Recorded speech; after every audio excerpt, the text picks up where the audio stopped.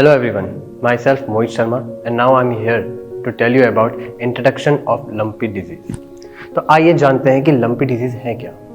Lumpy skin disease एक ऐसी बीमारी है जो कि लंपी स्किन डिजीज वायरस की वजह से होती है। ये बीमारी मेनली जानवरों में होती है, जैसे कि गाय, भैंस और जितनी भी बॉलिव कैटल की ग्रुप हमारे आते हैं। तो लंपी डिजीज है क्या ये इंसानों में फैलती है? नहीं, ये मेनली जानवरों को असर करती है और जानवरों से इंसान में आने के अब तक इसके कोई भी केसेस नहीं आए हैं। पर ये जो डिजीज़ है वो जानवरों को कितने तरह से बुरी तरह से असर करती है वो आइए जानते हैं। जो डिजीज़ है लंपी स्किन डिजीज़ वो जानवरों को इतना बीमार कर देती है, इतना ज़्यादा फीवर कर देती है कि उनकी जो मिल्क प्रोडक्शन कैपेसिटी है वो कम हो जाती है। उनके नेवल और सेलिवरी सिक्रेशंस बढ़ जाते हैं और उनकी बॉडी पे फुंसियाँ उठ जाती हैं।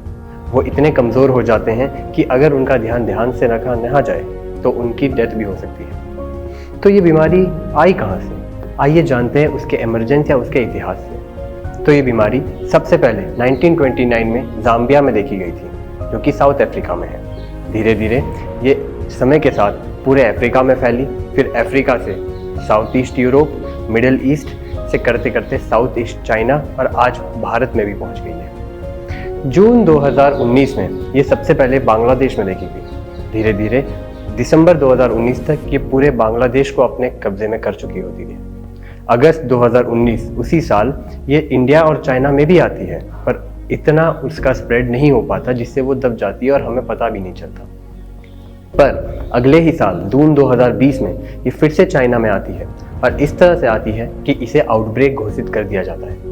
उसी महीने उसी साल जून 2020 में ये नेपाल में भी आती है और 2 आउटब्रेक्स के साथ पूरे नेपाल में अपना असर दिखा देती है। धीरे धीरे सितंबर 2020 आता है जब ये इंडिया, चाइना, नेपाल और भूटान तक स्प्रेड कर चुकी होती है। तो ये बीमारी है क्या? मतलब इस बीमारी का असर हम पे कैसे होगा? जैसे कि हमने बात की कि ये जानवरों से इंसानों में नहीं आती, पर क्या इससे हम निश्चिंत हो जाए? नहीं। जैसा कि हम जानते हैं कि वर्ल्ड के लेवल पर इंडिया, चाइना, बांग्लादेश बॉलिव कैटल के मिल्क मतलब प्रोडक्ट्स या इनका जो सप्लाई है उसमें बहुत ज़्यादा कंट्रीब्यूट करती है।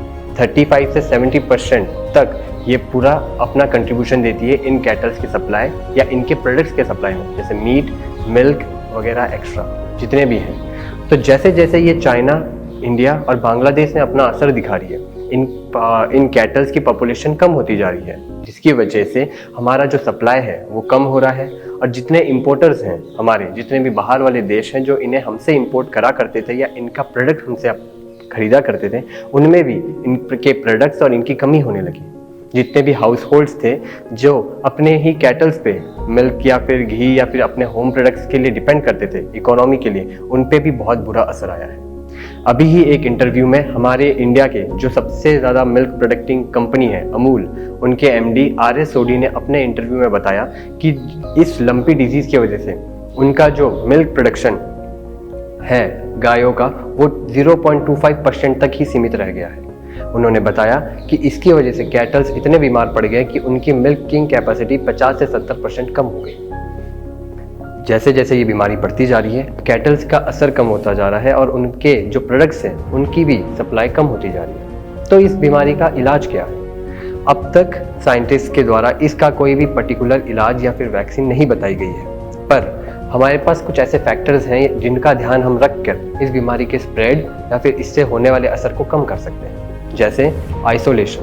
पहला है आइसोलेशन। जो भी बीमार हमारा कैटल या एनिमल है उन्हें हम बाकी एनिमल और कैटल से अलग रख सकते हैं, जिससे उनके द्वारा या उनकी वजह से कोई भी बीमारी और फैलकर बाकी से जितने भी नॉर्मल एनिमल्स हैं उन तक ना पहुंचे। और उसका आइसोलेशन में रखकर, यानी कि उसे क्वारंटाइन रखकर हम उसका स्पेशल ध्यान रखें, उनके खाने पीने की चीज़ों का ध्यान रखें। दूसरा है वैक्सीनेशन। वैसे तो कोई एक पर्टिकुलर इस बीमारी का इलाज नहीं आया है, पर हम बहुत सारे ऐसे वैक्सीन हैं जिनसे उन पे हम, जैसे एंटी इन्फ्लेमेटरी वैक्सीन हो गई, जिससे हम उनकी सूजन या उनके दर्द को कम कर सकते हैं, जिससे उन्हें रिकवरी में आराम मिल सके और आसानी से वो अपने नॉर्मल कंडीशन में आ सके। तीसरा है वेक्टर। हर एक बीमारी एक जरिया ढूंढती है जिससे वो एक हार्मफुल या फिर इन्फेक्टेड एनिमल से नॉर्मल एनिमल में जा सके। उन्हें हम वेक्टर्स कहते हैं। उन वेक्टर्स को स्प्रेड ना होने देना हमारा तीसरा कंसर्न है। जैसे कि लंपी डिजीज में वेक्टर्स इंसेक्ट्स को माना जाता है, जैसे मच्छर, मक्खियाँ और जितने भी हमारे आम पाने जाने वाले इंसेक्ट्स हैं। तो इसका खास ध्यान रखें कि जो इन्फेक्टेड एनिमल है उससे उनके आसपास कोई भी इन्फेक्टेड इंसेक्ट ना रहे, जैसे कि मच्छर या मक्खियाँ। इसलिए हमें उनके आइसोलेशन में ये खास बात का ध्यान रखना है कि उनमें कोई भी इंसेक्ट ना आए, और आए तो उनसे दूरी बना के रखें जिनका नॉर्मल एनिमल है उनके, जिससे उनके एनिमल्स या फिर इंसेक्ट्स हैं जो कि नॉर्मल वाले पे जाकर अपना स्प्रेड ना कर सके। चौथा है अवेयरनेस। सबसे महत्वपूर्ण यही है कि हम ये जानें कि लंपी डिजीज है क्या और इसका असर कितना बुरा है हमारे लिए और हमारे एनिमल्स के लिए।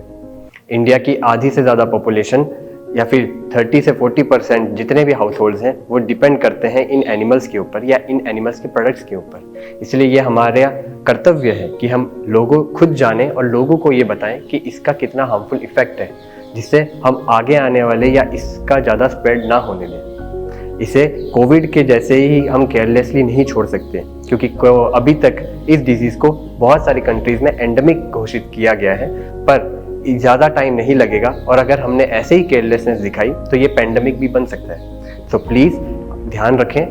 Thank you.